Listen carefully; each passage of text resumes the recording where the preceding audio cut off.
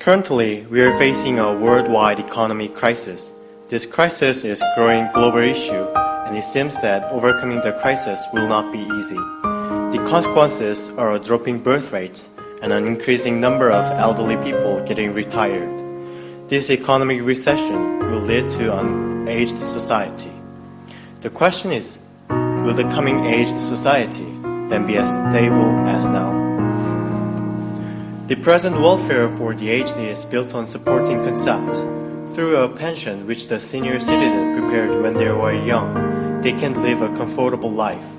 It is like in heaven.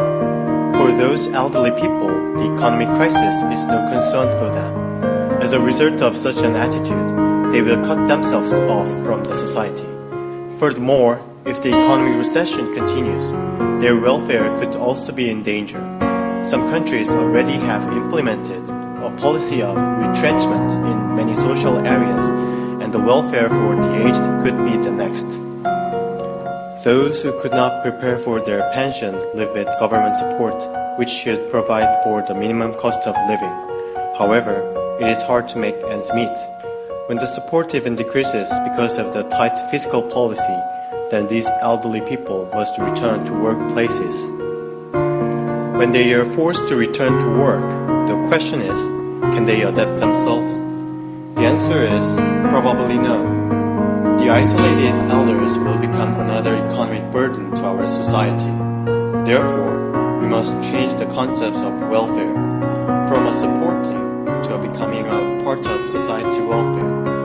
Like two water droplets merged into one, our society needs to become one. When two generations understand each other and become one, we can think of achievable working activities for elders. If many elderly people can participate in working and economic activities, it will help overcoming the economic crisis. South Korea currently is making efforts for such a welfare. One of the most famous examples is what's called Plus Cafe.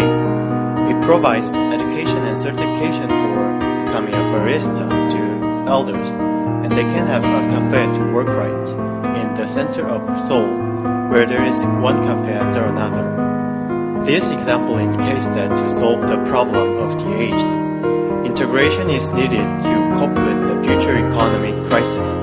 Like two water droplets merged into one bigger droplet, the old and young generation should become one in the society.